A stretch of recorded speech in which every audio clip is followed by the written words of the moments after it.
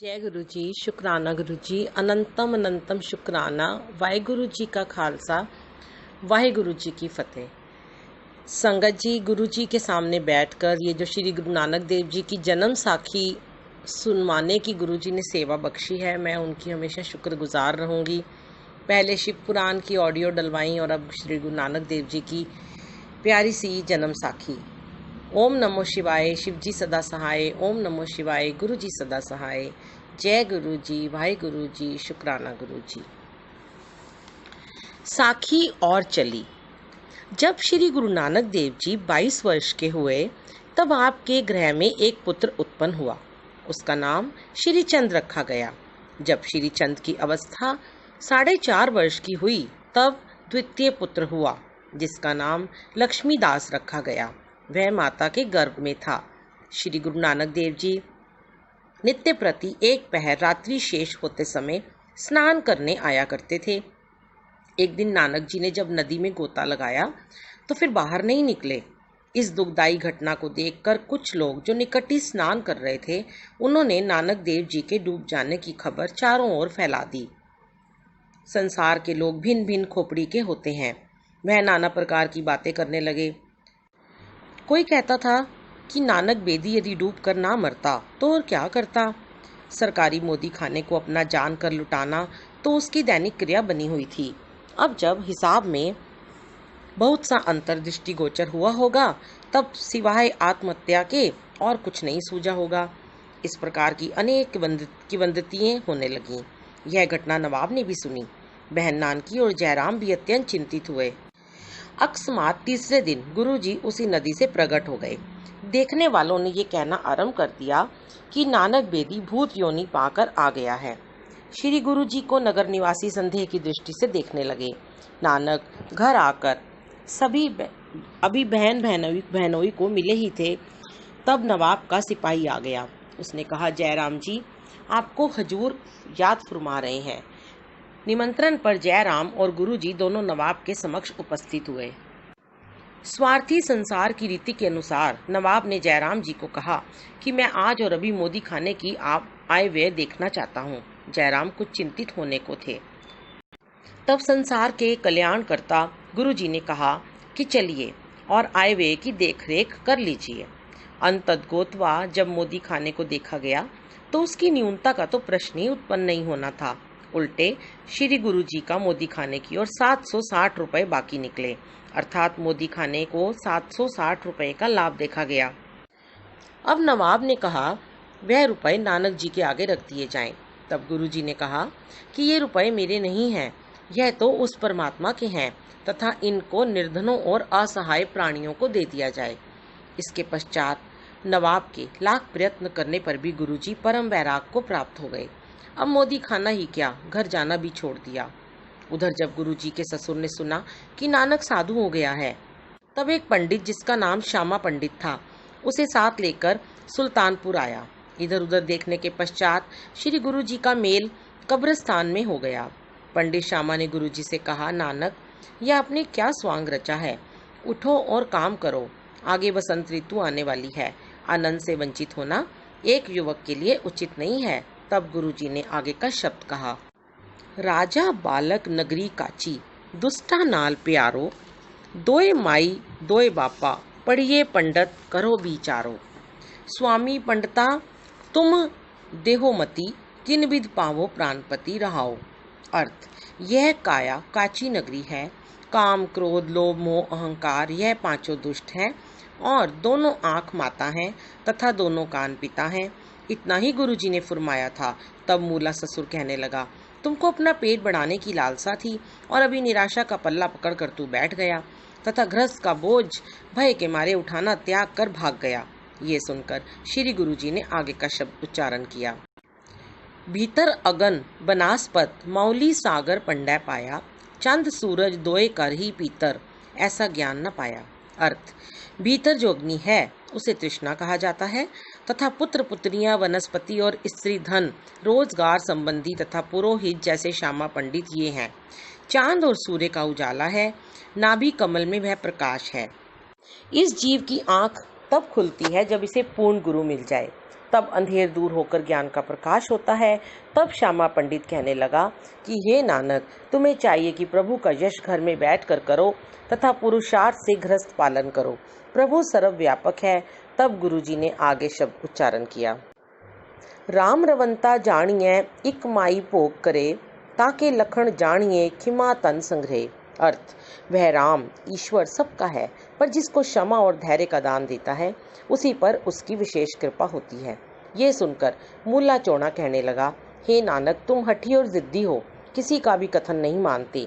तब गुरुजी ने शब्द कहा, कहा सुने ना खाया, माने तिना ही सेती वासा, प्रणवत नानक दासन दासा, खिन तोला खिन मासा। अर्थ, यह रसना किसी के कहने से नहीं जानती, आठों याम इसी का साथ है। यह क्षण में तोला है और क्षण में मासा हो जाती है। हे श्यामा पंडित जी, यदि ईश्वर कृपा करे तब रसना विषय विकारों की ओर से दूर होती है। साखी और चली। तब मुल्ला चौड़ा नवाब के पास जाकर फरियाद करने लगा। दौलत खान के पूछने पर मूले ने कहा, मैं नानक देव का ससुर हूँ तथा नानक के विरुद्ध कुछ प्रार्थना करने आया हूँ। नवाब ने मूले को कहा कि तुम्हारी क्या शिकायत है। तब मूले ने कहा, हुजूर, इस बार जो मेरे दामाद के 760 रुपए सरकार की ओर बाकी हैं, वह सब रुपए नानक के घर में दिए जाएं। नवाब ने कहा, भाई, नानक ने वे रुपए साधुओं को देने के लिए कहा है। तब मूले ने कहा, नानक का दिमाग कुछ खराब हो गया है। तब यार खां वजीर से नवाब ने कहा, देखो, इन रुपयों पर पूर्ण अधिकार तो नानक का है, वह जिसको कहे हम उसी को दे सकते हैं। यह कहकर नवाब ने श्री नानक देव को बुला लिया। उस समय मुल्ला एक मादरी मुल्ला को ले आया तथा मुल्ले के कहने से वह मादरी श्री गुरु नानक पर अपनी कलाम फूंकने लगा। अंत में वह मुल्ला एक पलीता जलाकर श्री नानक देव जी के नाक में उसका धुआं देने लगा। संसार के स्वामी नानक बोले, खेती जिनकी उजड़ै खलवाड़े क्या थाओ, नानक त्रिग तिना न जीव्या, जिन सच न लागो रंग। यह सुनकर वह मौलाना कहने लगा, तुम कौन हो तथा तुम्हारा नाम क्या है। तब श्री गुरु जी ने फरमाया, कोई आखे पूतना को कहे बेताला, कोई आखे आदमी नानक बेचारा, पया दीवाना साह का नानक बौराना, हौ हर बिन अवर न जाना रहाओ। तव देवाना जानिए जा मैं देवाना होए, एकी साहिब बाहरा दूजा अवर न जाने कोई। तव देवाना जानिए जा एका कार कमाए, हुक्म पछाणे खसम का, दूजी अवर सियाणप काए। तव देवाना जानिए जा साहिब तरे प्यार, मंदा जाने आपको अवर पला संसार। गुरु जी के शब्द सुन मुल्ला हैरान हो गया तथा नवाब को आकर कहने लगा, हुजूर, नानक का दिमाग बिल्कुल दुरुस्त है। नानक मामूली पुरुष नहीं, वह तो कोई औलिया है। नवाब ने जयराम को बुलाकर कहा, हे जयराम, मैंने नानक देव के रुपए अपने पास तो रखने नहीं हैं, और नानक देव ने कहा था कि यह मेरे रुपए आप गरीबों में बांट दें, तथा नानक का ससुर कहता है कि यह रुपए नानक की औरत को अर्थात उसके लड़कों को दिए जाएं, और नानक पागल हो गया है। मगर मुल्ला ने कहा है कि नानक बिल्कुल ठीक ठाक है, अब जो कुछ कहो उस पर गौर किया जाए। जयराम यह सुनकर खामोश हो रहा। तब नवाब ने फिर कहा, जयराम, बोलते क्यों नहीं? वैसे अधिकार तो उसकी औरत का है, मगर उसने गरीबों को देना कहा है। वैसे कानूनन नानक का पूरा पूरा हक है। तब जयराम ने कहा, हुजूर, नानक भी तो हाजिर हैं, उनसे पूछ लेना चाहिए। जब नानक को बुलाया गया तो गुरुजी ने कहा, अब नवाब से मेरा कोई काम नहीं है, मैं उनके पास जाकर क्या करूँगा। जब नौकर ने आकर कहा कि नानक आने को तैयार नहीं, तब नवाब ने हुकूमत के नशे में कहा कि जाओ नानक को गिरफ्तार करके ले आओ। जब नवाब को क्रोधित हुए सुना, तब नम्रता के अवतार श्री गुरु नानक देव जी नवाब के पास आ गए, परंतु सलाम नहीं किया। नानक देव ने कहा, हे नवाब, जब मैं आपके मौदी खाने में नौकर था तब आपका था, अब मैं किसी का नौकर नहीं, मैं तो अब खुदा का नौकर हूँ। नवाब ने कहा, तब तो और भी ठीक है, क्योंकि आज जुम्मा है, चलो हमारे साथ मस्जिद में नमाज पढ़ो। तब नानक देव ने कहा कि मैं कब इनकार करता हूँ। अब नानक नवाब के साथ नमाज पढ़ने गए। तब तमाम सुल्तानपुर में शोर मच गया कि नानक देव मुसलमान हो गया है। ये सुनकर जयराम दुखी हुआ। नानकी जी अपने पति को दुखी देखकर कारण पूछा। जयराम जी ने कहा कि हे नानकी, तुम्हारा भाई नवाब के साथ जुम्मे की नमाज अदा करने मस्जिद में गया है। सारे सुल्तानपुर में इस बात की चर्चा हो रही है कि आज बेदी नानक इस्लाम की गोद में जा बैठा है, अर्थात मुसलमान हो गया है। यह मेरी चिंता का महान कारण है। नानकी जी अपने भाई का प्रभाव जानती थीं। वह कहने लगी, आप निश्चिंत रहो और भोजन करो। तत्पश्चात जयराम ने निधे ब्राह्मण को जासूस बनाकर नानक देव की ओर भेजा। कुछ समय के पश्चात निधे ब्राह्मण ने आकर जयराम को बधाई दी। जयराम और नानकी ने बधाई का कारण पूछा। निधे ने कहा, ये मेरी आंखों देखी घटना नहीं, मैंने कुछ एक मुसलमानों से सुना है। जब नवाब अपने साथियों के साथ नमाज पढ़ने लगा तब नानक चुपचाप खड़े रहे। तब नवाब ने पूछा, नानक तुमने नमाज क्यों नहीं पढ़ी? तब नानक ने उत्तर दिया कि हे नवाब, तू तो कंधार में घोड़े खरीद रहा था, नमाज में किसके साथ पढ़ता? नवाब ने कहा, मैं तो यहाँ हूँ, तुम झूठ क्यों बोलते हो? श्री गुरु नानक देव जी ने कहा कि आपका शरीर यहाँ था परंतु आपका दिल कंधार में था जो घोड़ों का व्यापार कर रहा था। एक काजी ने कहा, देखो हुजूर, यह हिंदू कितना झूठ बोल रहा है। नवाब ने कहा, नहीं नहीं, झूठ नहीं बोल रहा, दरअसल मेरा दिल कंधार में घोड़े खरीद रहा था। काजी ने कहा, भाई नानक, मैं तो यहाँ ही था, आप मेरे पीछे नमाज पढ़ लेते। तब गुरु नानक देव जी ने कहा, आप भी तो अपने बछड़े की देख रेख में थे जो कहीं गुम हो गया है। काजी सुनकर हैरान हो गया। निधे ने कहा, जयराम जी, इस प्रकार नानक देव ने अपनी लीला का प्रदर्शन किया तथा नमाज नहीं पढ़ी। तब जयराम से कहा, बस मैं तो इतनी लीला ही देखकर आया हूँ और नानक देव अभी वहाँ ही हैं। नानकी ने जयराम से कहा, हे पतिदेव, आप चिंता न करें, नानक अभी अभी आने ही वाला है। इतने में गुरु नानक जी आ गए। तब नानकी ने कहा, मेरे भाई का रक्षक वही है जिसे वह दिन रात स्मरण करता रहता है। जब नानक जी जयराम जी को मिले तब नानकी और जयराम जी को बहुत प्रसन्नता हुई।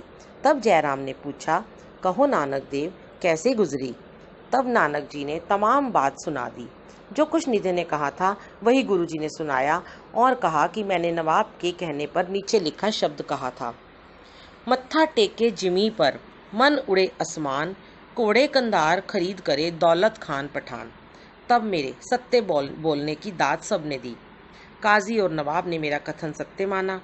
फिर नवाब ने मेरे रुपए के बारे में कहा कि तुम्हारा ससुर शिकायत करता है, कहता है कि रुपए नानक की औरत को दे दो, परंतु तुम कहते हो गरीबों को बांट दो।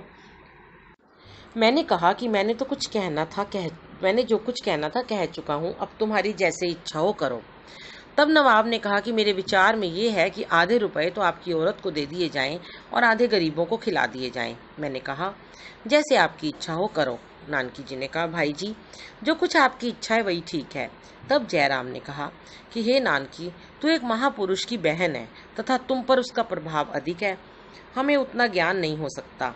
असल बात तो ये है कि वह धन्य है, वह परमात्मा, और धन्य है श्री गुरु नानक देव, तथा हे नानकी, हम भी धन्य हैं जिनका संबंध आपके साथ है। तब मूले के साथ चंदोरानी जी उस जगह आई। गोदी में लक्ष्मीदास था तथा श्री चंदर उस समय 4 वर्ष तथा 9 मास का था। जय गुरु जी, शुक्राना गुरु जी, वाहे गुरु जी का खालसा, वाहे गुरु जी की फतेह। जय गुरु जी, शुक्राना।